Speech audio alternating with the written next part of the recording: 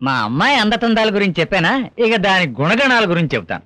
దాని గొంతు కోకిల గొంతు, దాని నడక హంస నడక, దాని పలుకు చిలక పలుకు, దాని ఆట నెమలి ఆట. ఆహా, పక్షులకు సంబంధించిన పద్ధతులే తప్ప మనుషులకు సంబంధించిన లక్షణాలు ఏవి లేవనుకుంటారు మీ అమ్మాయికి. భలే జోకేశారండి.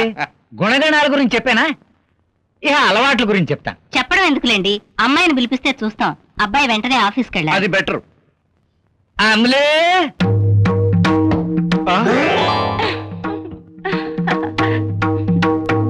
అబ్బాయి బాగున్నాడు.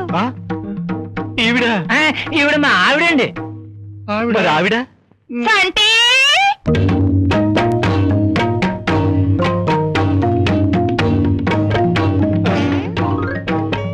హార్మోనియం తవలా వేసుకొచ్చింది ఏమిటండి మీ అమ్మాయి? మా అమ్మాయి చాలా అద్భుతంగా పాడుతుంది. ఓహో. గానకోకిల గానకోకిల అని ఎవరిచ్చారా బిరుదు? మేమే పిలుచుకుంటాం. ఆహా. అమ్మా మొదలెట్టాను. ఏమిటండి మొదలెడతానంటుంది? పాటండి. ఆహా. సారీ సార్, కొంచెం లేట్ అయింది.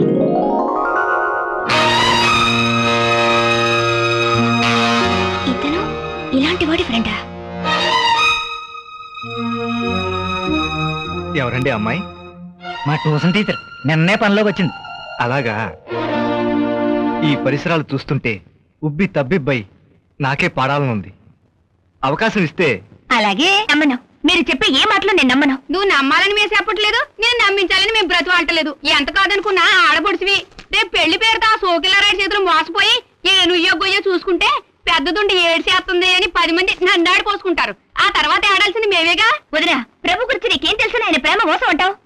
తనకు తెలియకపోవచ్చు, వాడి చరిత్ర అంతా నాగుపెట్లో ఉందక్కాయ్. నీకు తెలిసింది అతని గతం, కానీ నాకు తెలిసింది అతని కొత్త జీవితం. అది నీకు తెలీదు, ఎక్కువగా మాట్లాడుకో. కొత్తిమీర కమలమ్మ కేటుగాడు నవల్లో రాసినట్టు ఆ ప్రభుగాడు మారడం అనేది నాటకం. వాడు నిన్ను వాడుకుని వదిలిపెట్టేయడానికే ఈ పెళ్లి నాటకం ఆడుతున్నాడనే సంగతి కొన్ని సోర్సుల ద్వారా నాకు తెలిసింది. మీరు చెప్పిన దగ్గర నుంచి నాకు కంగారుగానే ఉంది. అబద్ధం, మీరు కావాలని చెప్తున్నారు. మా ఇద్దరి విషయం మీ ఇద్దరికి అనవసరం, మాట్లాడకండి. సరే, నువ్వు మా పిల్లవ కనుక చెప్తున్నావు. నిన్ను ఒక చోటికి తీసుకెళ్తాం. అక్కడ ప్రభు ఉన్నట్టు చెప్పుకునే మనిషి ఒకడు ఉన్నాడు. అక్కడికి రా, అన్ని తేల్తాయి. అక్కడ గాని తేల్చలేకపోయాను, నేను హిమాలయ పర్వతాలకి గుండు గీయించుకుంటాను. ఆడంత గట్టిగా చెబుతున్నా నీకు నమ్మకం కుదరకపోతే పదవే, నీ కళ్ళతో నువ్వే చూద్ది గాని. సరే పదండి. మీ మాటల్ని నమ్మి మీతో నేను రావడం లేదు. ప్రభు మీద ఉన్న నమ్మకంతో వస్తున్నాను. కమాన్ హ్యావ్ ఇట్. సారీ బ్రదర్, నాకొద్దు. మానేశాను. మానేసావా? అవునరా. అదేంట్రా కొత్తగా మాట్లాడుతున్నావు? మందే కాదురా, జీవితంలో నేను చాలా మార్పులు చేయదలుచుకున్నాను. ఏంట్రా మార్పులు? డాక్టర్ అడ్వైసా? కాదురా, నా కాబోయే జీవిత భాగస్వామి అడ్వైస్. జీవిత భాగస్వామి? అవునరా, భారతీయ అమ్మాయిని నేను మనస్ఫూర్తిగా ప్రేమించాను. పెళ్లి కూడా చేసుకోదలుచుకున్నాను. అందుకే ఆ అమ్మాయిని చాలా కష్టపడి ఒప్పించాను. రేపే మా అమ్మ దగ్గర తీసుకెళ్లి పరిచయం చేసిన తర్వాత మా గెస్ట్ హౌస్ తీసుకెళ్లి నా జీవితంలో నేను చేసినంత పూర్తిగా చెప్పేదలుచుకున్నాను. ఓహో, ఆ భారతి నీకు తెలుసా? ఆ అమ్మాయి చాలా పొగరుమూతి పిల్లరా. మొన్న మా ఆఫీస్కి ఇంటర్వ్యూకి వచ్చింది. చదువు తీసుకుని మాట్లాడబోతే చెంప పగలు కొట్టింది. ఆ అమ్మాయి నువ్వు మేనేజ్ చేయగలవా? ఆమె వ్యక్తిత్వంతో మేనేజ్ అవ్వగలను. ఇన్ని మానేసినా నా చిన్ననాటి స్నేహితుడు గనక నీ స్నేహం మానేలేకున్నాను. కానీ ఇప్పుడు అది మానేయాలి. ఏ? నువ్వెలాంటి వాడువో భారతికి తెలిసిపోయింది. నేను నీ స్నేహితుడిని గాని ఇలా వచ్చి మాట్లాడానని గాని భారతికి తెలియకూడదు. అలా తెలిస్తే నన్ను చాలా అసహించుకుంటుంది. నా మొహం కూడా చూడదు. So frankly speaking, this is our last meeting. ఇదే లాస్ట్ మీటింగ్ అంటున్నావు కదా, మన ఇద్దరి మధ్య మాట్లాడుకోవాల్సిన బిజినెస్ విషయాలు కొన్ని ఉన్నాయి. మాట్లాడుకుందామా? తప్పకుండా. ఆ సీతారాం గ్లాస్ ఫ్యాక్టరీ కొంటానన్నావు, దాని గురించి ఏం చేశావు? వదిలేద్దాం అనుకుంటున్నాను. ఏమిటి, మాట ఇచ్చి వదిలేస్తావా? మా అమ్మకు నచ్చింది, మాటిచ్చింది. నాకు నచ్చలేదు, వదిలేస్తాను. That's all. నీ అవసరానికి వాడుకున్నావు, నీ మోజు తీరేక వదిలేద్దాం అనుకుంటున్నావా? అవన్నీ రేపు అమ్మ దగ్గర తెలుస్తారా? అమ్మతో నాకు చిన్న పని ఉంది. పని అవగానే దాన్ని ఎలా వదిలించుకోవాలో అలా వదిలించుకుంటాను. తర్వాత దాన్ని ఎవరు తీసుకుంటారా? ఒరేయ్, బిజినెస్ లో సరుకును వాడుకుంటాం గానీ వదిలేసిన సరికి ఏమవుతుందో మనమే ఆలోచిస్తామేమిటి? ఈ విషయంలో నా నిర్ణయం అంతే. పోనీ ఓ పని చెయ్యి, నేను వదిలేస్తాను, నువ్వు తీసుకో. ఒకప్పుడు నువ్వు ఆశపడ్డావుగా. ఒక స్నేహితుడు కావాలనుకుంది, నేను ఎప్పుడు తీసుకునిరా. అయితే నన్నేం చేయమంటావు? నీ కర్మ. Good bye for ever.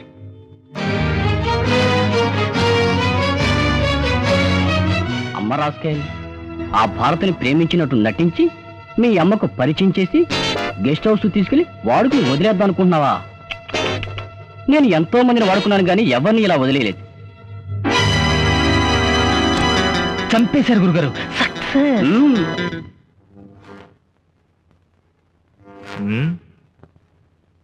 Hi Bharati, ఏమిటి ఇంత ఆలస్యం? నీకోసం నేను ఎంతసేపు నుంచి వెయిట్ చేస్తున్నాను తెలుసా? ఓకే, ఏం మాట్లాడతావో ఏం చేస్తావో నాకు తెలియదు. కోడలను చూడగల మా అమ్మ అలా పడిపోవాలి. ఆ? నిన్న చీకటి పడ్డాక 7-8 మధ్య మీరెక్కడికి వెళ్ళారు? ఆ? ఏంటి ఎలా అడుగుతున్నావు? పెళ్లి కాకుండానే అనుమానాలా? ఏం లేదు, ఏమిటో అప్పుడు మీతో మాట్లాడాలనిపించింది. మీరెక్కడున్నారో తెలియక ఊరుకున్నాను. ఎక్కడికి వెళ్ళారు? ఆ మన్మథరావు దగ్గరికి వెళ్ళానంటే లేనిపోయిన ఊహించుకుని నన్ను అపార్థం చేసుకోవచ్చు. తప్పుడు దారిలోనే నేను తిరుగుతున్నాను అనుకోవచ్చు. రాత్రి అమ్మ గుడికి వెళ్తుంది, కూడా రారా అంది. నేను వెళ్ళాను. గుడిలో పెద్ద అభిషేకం చేశారు తెలుసా. పెళ్ళాక మనం చేద్దాం. సరే గాని అమ్మతో మాట్లాడిన తర్వాత నేను గెస్ట్ హౌస్ తీసుకెళ్తాను. అక్కడ అన్ని వివరాలు దాచుకుండా నీతో చెప్పేస్తాను. ఏమిటి అలా చూస్తున్నావు? మీరెంత గొప్పగా అబద్ధం చెప్తున్నారో అని చూస్తున్నాను. భారతి, ఇవాళ మీ అమ్మగారి దగ్గరికి నన్ను తీసుకెళ్తారని తెలుసు. ఆ తర్వాత గెస్ట్ హౌస్ కి తీసుకెళ్తారని తెలుసు. ఆ తర్వాత ఏం చేస్తారో కూడా నాకు తెలుసు. ఎలా తెలుసు? విన్నాను కనుక. ఎక్కడ? గుడి దగ్గర. నిన్న మీరు వెళ్ళారే ఆ గుడి దగ్గర. భారతి ఏంటి? మీరు మోసగాడని తెలిసి కూడా మిమ్మల్ని నమ్మాను. మీకు క్యారెక్టర్ లేదని తెలిసినా కూడా మీతో జీవితం గడపడానికి సిద్ధపడ్డాను. మంచివాడో చెడ్డవాడో ఆ చలపతి గనక లేకపోతే నా జీవితం మీ పశుత్వానికి బలిపోయేదిగా. అతన్ని మూర్ఖుడు అనుకున్నాను. ఆ మూర్ఖుడే మీకంటే గొప్పవాళ్ళ కనపడుతున్నాడు. ఎందుకంటే నా శీలాన్ని కాపాడాడు కనుక. భారతి, నన్ను అపార్థం చేసుకుంటా. మిస్టర్ ప్రభు, ఇక మీదట ఈ భారతిని మీరెప్పుడు వల్లోకి లాక్కోవాలని గాని లేక మీ సరదాలు తీర్చుకోవాలని గాని ప్రయత్నించకండి. ఇవాళ నోటితో చెప్తున్నాను, ఇంకోసారి ఇలా చెప్పను. Mind it.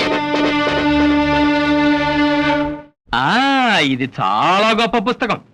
భజన గోవిందమ్మ గారు రాసిన వాళ్ళ దెబ్బకి అబ్బా చదివితే మళ్ళీ చదవాలి అనిపిస్తుంది. అంతెందుకు, రోడ్లు ఉడితే సుబ్బమ్మ సినిమా యాక్టర్ ఎలా అయింది?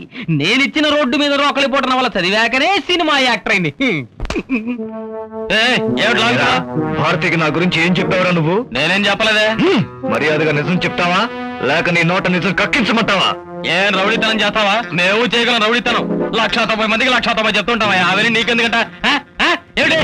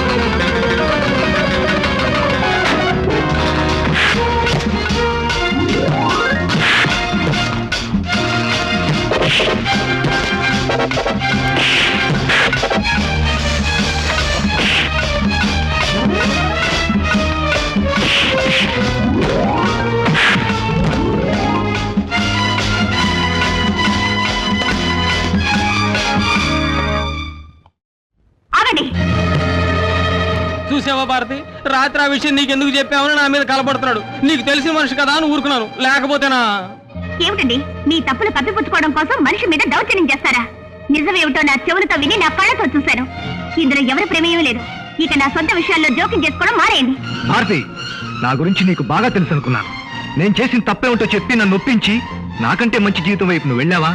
ఓకే, కానీ చెప్పుడు మాటలకు ప్రాధాన్యత ఇచ్చి పంతానికి పోయి పచ్చని నీ జీవితాన్ని నాశనం చేసుకోపోయావా? నేను ఊరుకోను. ఏమైనా సరే నేను మీ నీళ్ళలో చేరడం అనేది కళ్ళ మాట. కళను కూడా నిజం చేయటం ఈ ప్రభువుకి పుట్టుకతో వచ్చిన పంతం. Mind it. డియర్ ఫ్రెండ్స్, నేను ఒక పద్మ వ్యూహాన్ని పనదల్చాను. అందుకే మిమ్మల్ని అందరినీ ఇక్కడ పిలిపించాను. నేనంటే మీకు బాగా తెలుసు, నా స్వభావం కూడా మీకు తెలుసు. నా సెక్రటరీ భారతిని నేను ప్రేమించాను, పెళ్లి కూడా చేసుకోవాలనుకున్నాను. కానీ ఎందుకు దూరమైందో నాకే తెలియటం లేదు. నన్ను కాదని దూరమై తన జీవితాన్ని నాశనం చేసుకుంటుంది. భారతి నాకు దక్కాలి. అందుకే నేను కొంచెం కఠినంగా మారి మీ అందరి చేత ఈ వ్యూహాన్ని పన్నుతున్నా. అదేమిటో చెప్పు హీరో, నువ్వు చెప్పినట్టు చేస్తాం. మమ్మల్ని అందరూ వాడుకుని వదిలేసేవారే. మా జీవితంలో ఒక మంచి పని చేసామన్న తృప్తైనా మిగులుతుంది. అదేమిటో చెప్పండి. మీరు చేసిన సహాయం ఎలా మర్చిపోతాం? చెప్పండి. Thank you.